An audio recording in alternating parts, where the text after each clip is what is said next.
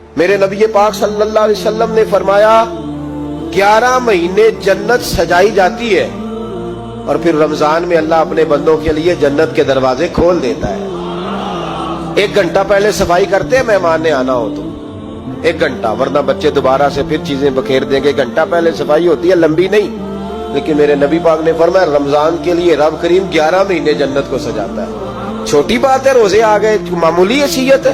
ہم لوگ انہی معاملات میں منع کرتا ہوں، ہمیشہ منع کرتا ہوں، آپ کو ہر سال منع کرتا ہوں۔ میں پابندی سے 1-2 اخبار ڈیلی دیکھتا ہوں۔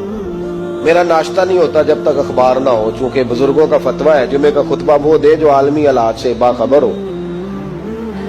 ہم کوئی رسمی تقریر نہیں کرتے کہ لوگوں کو کہیں کہ روزے آ گئے تو کون سا مہینہ چل رہا ہے تو مہینے کے حساب سے خطاب ہو۔ رسول اللہ صلی اللہ تعالی علیہ وسلم کی امت کے جو ذمہ دار اور پہرے دار ہوتے ہیں انہیں امت کی پہرے داری کرنی ہوتی ہے، اس لیے وہ یہ نہیں دیکھیں گے کہ کون سا موضوع چل رہا ہے اس پر میں نے 1 گھنٹہ گزارنا ہے۔ ترجیحات پر بات ہوگی۔ بات یہ عرض کر رہا تھا کہ میں رمضان شریف میں اخبار نہیں دیکھتا۔ میری اپیل ہے آپ سے کہ آپ رمضان شریف میں نہ رمضان ٹرانسمیشن بھی نہ دیکھیں، ٹی وی پہ خبریں بھی نہ سنیں۔ سارا سال سنیے خبریں، ہماری خبریں سننے سے ملک میں کیا انقلاب آ گیا ہے۔ یا وہ جو ہم نے چوک میں کھڑے ہو کے تجزیہ کیا تھا اس سے کتنے لوگ سنور گئے۔ چھوڑیں، جتنا وقت ملے وہ آ کے مسجد میں بیٹھے، اللہ کے گھر میں وقت گزاریں، ٹائم دیں۔ عبادت آپ کو زندہ کرے گی، روحانیت پیدا کرے گی، توانائی آئے گی، خوبصورتی آئے گی آپ کے اندر، آپ زندہ رہیں گے۔ دنیا داری دلوں کو مردہ کرتی ہے، قرآن کی تلاوت، اللہ کا ذکر، مسجد کی حاضری روح اور دل کو زندہ کر دیا کرتا ہے۔ مسجد میں بیٹھیں، وقت دیں، مہربانی کریں۔ اور یہ بھی آج میں بڑی ذمہ داری سے عرض کر رہا ہوں، اگر آپ کبھی زندگی میں مجھے بھی دیکھیں نا ٹی وی میں کسی عورت کے ساتھ میں کسی پروگرام پہ بیٹھا ہوں تو آپ بالکل لحاظ نہ کریں، آپ بالکل وہ چینل بند کر دیں، میں ضرورت ہی نہیں، میرے لیے کوئی مفتی دلیل نہیں ہے۔